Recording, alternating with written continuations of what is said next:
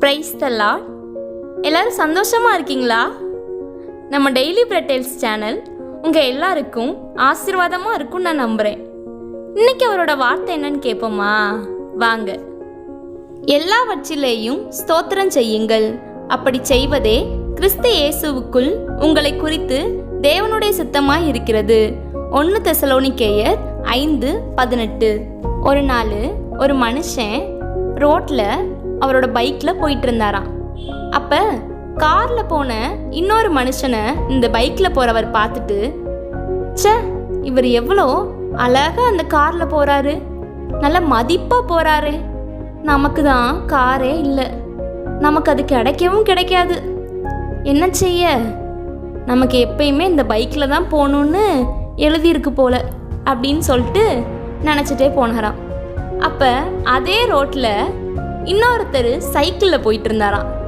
அப்போ அவர் இந்த பைக்கில் போனவரை பார்த்துட்டு, ச்சே, இவர் எவ்வளோ ஃபாஸ்ட்டாக போகிறாரு, நமக்கு இந்த சைக்கிளை வச்சுக்கிட்டு ஒரு கடைக்கு கூட சீக்கிரமாக போக முடியல அப்படின்னு ரொம்ப வருத்தப்பட்டாராம். அப்போ அதே ரோட்டில் இன்னொருத்தர் நடந்து போயிட்டு இருந்தாராம். அவர் இந்த சைக்கிளில் போயிட்டு இருந்தவரை பார்த்துட்டு, நம்மளுக்கு ஒரு சைக்கிள் கூட இல்லையே, நமக்கு சைக்கிள் மட்டும் இருந்திருந்தா ஒரு கடைக்கு கூட நம்ம சைக்கிளில் போயிட்டு வந்துடலாம், ச்சே, என் வாழ்க்கையே இப்படி தான் போல, நான் கடைசி வரைக்கும் நடந்து தான் போகணும் போல, அப்படி தான் என் வாழ்க்கையில் எழுதியிருக்கு போல அப்படின்னு சொல்லிட்டு இந்த நடந்து போனவர் யோசிச்சாராம். அப்போ அந்த ரோட்டில் ஒருத்தர் 2 காலுமே இல்லாமல் உட்கார்ந்துருந்தாராம். அவர் அந்த நடந்து போனவரை பார்த்துட்டு, ச்சே, நமக்கு மட்டும் 2 கால் இருந்துச்சுன்னா எவ்வளோ நல்லா இருந்திருக்கும், நான் யாரோட உதவியும் இல்லாமல் எல்லா இடத்துக்கும் போயிட்டு வந்திருப்பேன், இப்போ எங்கேயாவது போகணுனாலே யாராவது உதவி பண்ணுவாங்களா அப்படின்னு பார்க்க வேண்டியிருக்கு, கடவுள் மட்டும் என்னை இப்படி படைச்சிட்டாரு அப்படின்னு சொல்லிட்டு அவர் நினச்சிட்டு இருந்தாரா. இப்படி தாங்க ஆண்டவர் நம்ம வாழ்க்கையில் நிறைய நன்மைகள் செஞ்சுருந்தாலும் அதெல்லாம் நம்ம மறந்துட்டு எப்போயுமே மற்றவங்களையே நம்ம பார்த்துட்ருக்கோம்.